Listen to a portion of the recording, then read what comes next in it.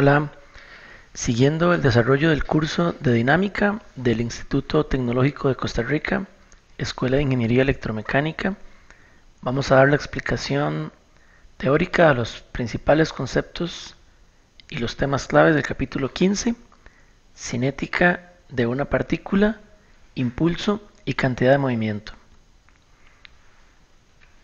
Empezamos hablando del principio del impulso y cantidad de movimiento lineal.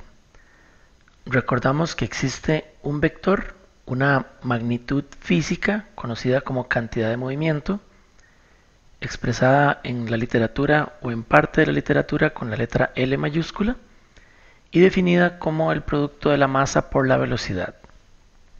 Teniendo la cantidad de movimiento lineal, se define el principio del impulso y cantidad de movimiento de la siguiente manera.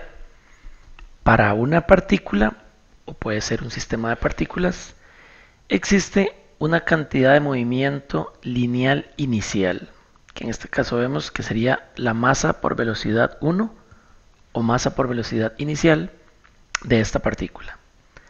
A ella se le suman o se le agregan las fuerzas impulsivas externas. Esto es la suma, es decir, todas aquellas fuerzas que hayan que sean impulsivas, las fuerzas que actúan sobre el objeto en algún tiempo definido. Por eso tenemos por acá la sumatoria de la integral. La integral es porque estas fuerzas externas pueden ser dependientes del tiempo durante el cual se aplican. Por eso tenemos una integral. Si la fuerza fuera pues constante, sería nada más F por delta T. Y la sumatoria es para entender que son todas aquellas fuerzas externas que hacen impulso sobre esta partícula. De modo que teníamos la cantidad de momento inicial y el diagrama impulsivo. Esto va a ser igual a la cantidad de movimiento final de nuestra partícula o nuestro sistema de partículas. Acá podemos ver gráficamente cómo se expresa y pues a manera de ecuación sería de forma similar masa por velocidad 1, la velocidad es un vector, más la sumatoria de la integral de las fuerzas por el dt igual a masa por velocidad 2, donde la velocidad 2 también es un vector. Como se puede ver, es una ecuación vectorial que en el caso del plano se traduciría en dos ecuaciones escalares. Este principio parte de lo que indica es que para cambiar la velocidad de una partícula pues se necesita una fuerza, lo cual está relacionado con los principios de Newton que ya hemos estudiado. En este punto del capítulo, de la explicación del capítulo, se recomienda a la persona que está viendo el video que lo detenga, se vaya a la descripción y con estas ideas que hemos compartido hasta ahora, que pueda resolver el ejemplo 1 propuesto. Una vez que lo resuelva, pues lo invitamos a regresar acá y continuar con el video. Movimiento impulsivo. Interacciones cortas. En algunas situaciones, algunas fuerzas externas hacen un impulso tan pequeño que puede ser despreciado o considerado muy cercano a cero. Un ejemplo típico es el efecto del peso sobre una bola de béisbol que es golpeada por un bate. En este caso, podemos imaginar que tenemos una bola que haría el papel de partícula moviéndose hacia la izquierda con alguna cantidad de movimiento, masa por velocidad inicial, recibe fuerzas impulsivas que serían la fuerza del bate que la golpea y pues su peso, que como sabemos el peso es una fuerza externa, generaría un impulso también. Sin embargo, si la interacción es muy corta, el golpe del bat en una bola de béisbol, podemos aproximar este término a cero. No es exactamente cero, pero lo podemos aproximar a cero en virtud de que el cambio en la cantidad de movimiento que hará es muy pequeño en comparación con el cambio en la cantidad de movimiento que hará el efecto del golpe. Y pues estas fuerzas impulsivas cambiarán la cantidad de movimiento inicial por una cantidad de movimiento final. En esta parte es normal preguntarse, bueno, ¿cómo puedo saber yo cuándo una fuerza es impulsiva o cuándo no? Entonces, siempre, que es una palabra que a las personas estudiantes les gusta mucho escuchar, siempre esto o siempre aquello. Bueno, yo como docente siempre digo que lo que siempre se vale es analizar y pensar. No se puede decir que siempre el peso sea no impulsivo, porque si se estudia con el principio del impulso y cantidad de movimiento, el cambio de velocidad, por ejemplo, de un vehículo que baja por un plano inclinado, pues el peso va a ser ciertamente una fuerza impulsiva externa. Lo que se puede analizar aquí es que cuando hay un movimiento impulsivo de corto tiempo, una interacción aguda muy rápida, una bala que se incrusta en un objeto, un golpe rápido de una raqueta de tenis, de un bate de béisbol, en ese tipo, un golpe de un martillo, en este tipo de interacciones rápidas, podemos despreciar, por ejemplo, el peso. En este punto de la explicación, se recomienda a la persona que ve el video detenerlo y resolver el ejemplo 2 propuesto en la descripción, que utiliza estos conceptos.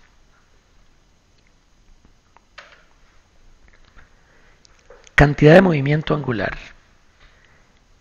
Asumiendo que ya conocíamos la cantidad de movimiento lineal, fue un tema estudiado en física general, vamos a hablar ahora de cantidad de movimiento angular, que ciertamente es un tema que se estudia en física general en la mayoría de los casos. La cantidad de movimiento lineal la tenemos por acá, es el vector masa por velocidad, y de una forma análoga a la definición de momento de una fuerza, como R cruz F, el conocido R cruz F, la cantidad de movimiento angular sería R cruz L, o bien, como está mostrado en la imagen, R cruz M por V. La cantidad de movimiento angular, al igual que el momento de una fuerza, dependen del punto con respecto al cual se analice. Por eso tenemos por acá el subíndice O. Con respecto a algún punto O, se puede calcular la cantidad de movimiento angular que está relacionada con la rotación, como lo indica esta imagen de un trompo, y se obtiene como el producto cruz entre el radio vector desde el punto de interés hacia la partícula de masa m, cruzado con la cantidad de movimiento lineal, es decir, la masa por el vector velocidad. Conociendo lo que es la cantidad de movimiento angular, podemos pasar a definir el principio del impulso y cantidad de movimiento angular, que es análogo al principio del impulso y cantidad de movimiento lineal, solo que en este caso es angular.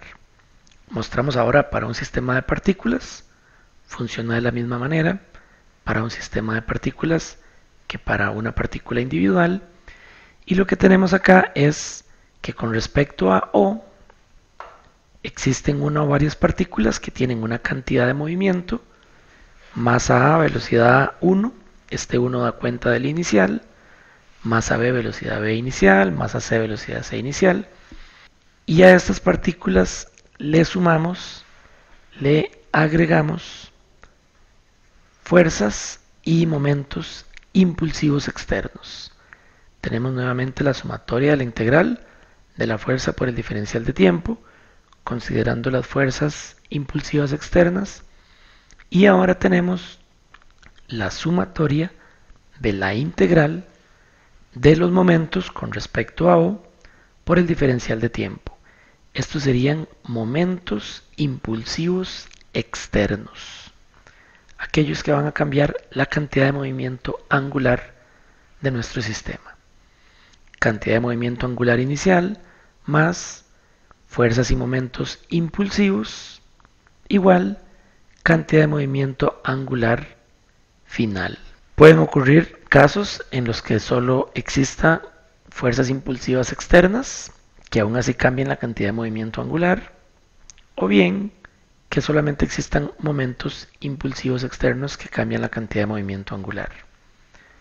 Pero si solo existen momentos impulsivos externos, la cantidad de movimiento lineal se conservaría. Las fuerzas, en cambio, dependiendo de su punto de aplicación, pueden cambiar la cantidad de movimiento angular o no. En este punto, se recomienda detener la presentación y resolver el ejercicio 3 propuesto en la descripción. Impacto central, directo y oblicuo. Se habla de impacto central cuando la línea de impacto, que es la línea perpendicular a las superficies en contacto de los objetos que chocan, cuando esta línea de impacto pasa por el centro de masa de los objetos que chocan, tenemos un impacto central. Las dos imágenes que se muestran son impactos centrales, puesto que en ambos casos tenemos una línea discontinua negra, que es tangente a las superficies que chocan, y tenemos una línea celeste discontinua, que es normal o perpendicular a las superficies que chocan. Y en ambos casos, el centro de masa de los objetos está contenido en esa línea normal o en esa línea de impacto. En esos casos hablamos de impacto central. En este caso, como estamos estudiando cinética de partículas, pues los impactos serán evidentemente centrales, puesto que las partículas no tienen volumen, no tienen forma, y por lo tanto la línea normal de impacto siempre contendrá su centro de masa. Más adelante, en el desarrollo de este curso, se verá el impacto excéntrico, donde la línea de impacto no pasa por el centro de masa del objeto, en el caso de cuerpos rígidos. Volviendo al tema que nos ocupa, tenemos dos objetos A y B que chocan, trazamos una línea tangente a las superficies de impacto y podemos trazar una línea normal a esta tangente o bien a las curvas del punto de contacto. Esta línea normal se conoce como línea de impacto y si contiene al centro de masa de los objetos, hablamos de impacto central. Existen dos tipos de impacto central, el directo y el oblicuo. En el impacto central directo, las velocidades están en la línea de impacto. En el impacto central oblicuo, las velocidades no están en la línea de impacto. De esa manera diferenciamos el impacto central directo del impacto central oblicuo. El impacto central directo ya fue estudiado en física general y no se va a profundizar mucho en él. Lo nuevo de los contenidos del curso de dinámica sería el impacto central oblicuo.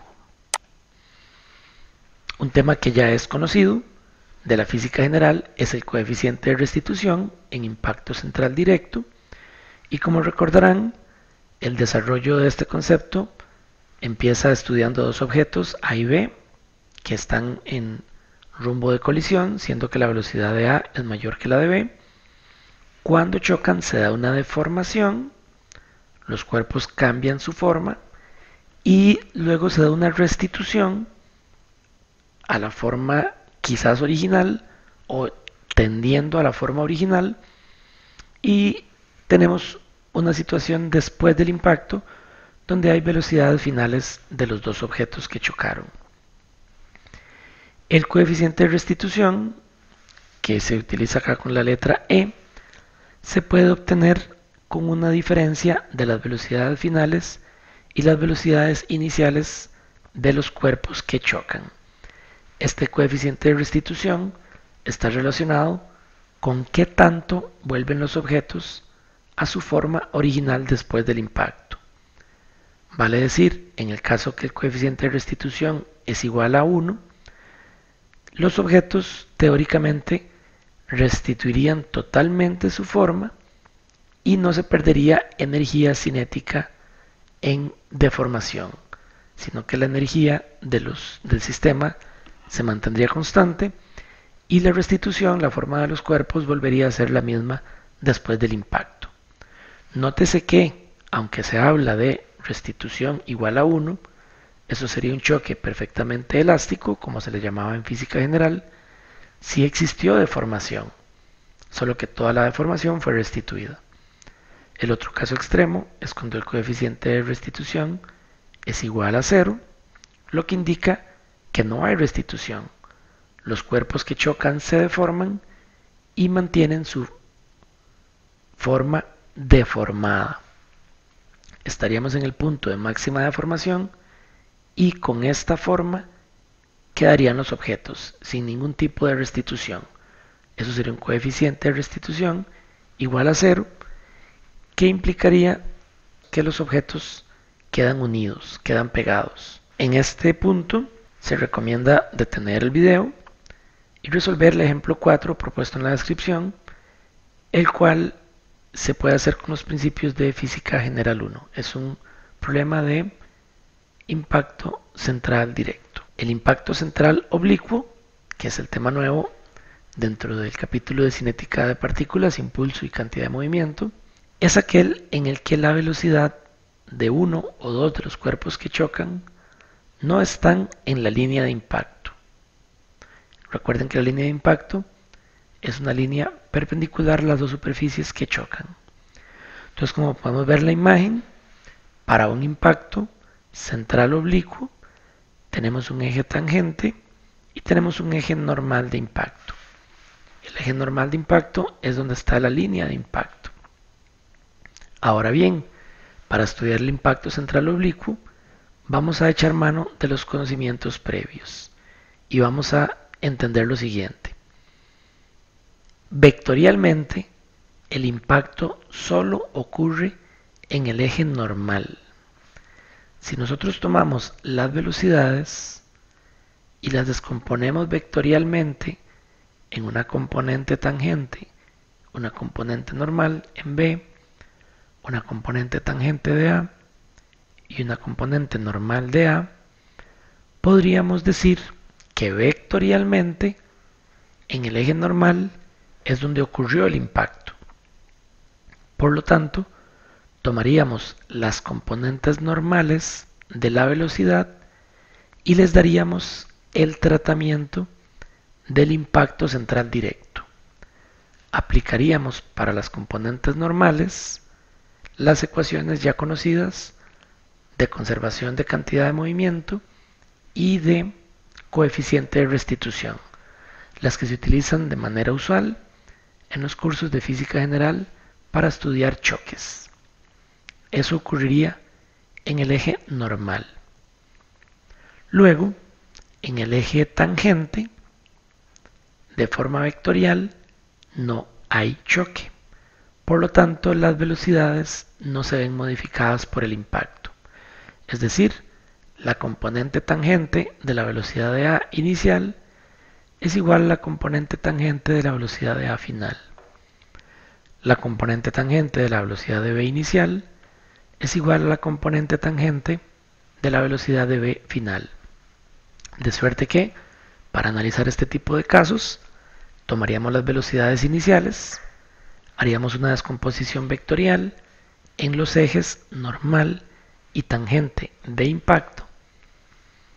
Para las velocidades normales, aplicaríamos las ecuaciones conocidas de choque, que son la ecuación de restitución y la conservación de cantidad de movimiento lineal, y para los componentes tangentes de la velocidad no hacemos nada, los conservamos iguales antes del choque y después del choque. Finalmente, para obtener estas velocidades finales, pues tendríamos que hacer una suma vectorial de la velocidad normal obtenida en cada caso y la velocidad tangente para cada objeto, que sería igual a la velocidad tangente inicial. En este tipo de casos, con alguna frecuencia se trabaja con dos ejes, el eje común XY y el eje normal y tangente. Yo les recomendaría, en la medida de lo posible, y dependiendo de las características del problema, no utilizar los ejes convencionales horizontal y vertical, sino utilizar ejes inclinados, normal y tangencial. En este punto pues ya se puede resolver el último de los problemas propuestos, el ejemplo número 5, que está en la descripción. Esta ha sido la explicación del capítulo 15 del libro del autor Hibeler, llamado Cinética de una partícula, impulso y cantidad de movimiento. Quedamos atentos a cualquier consulta que pueda surgir. Muchas gracias.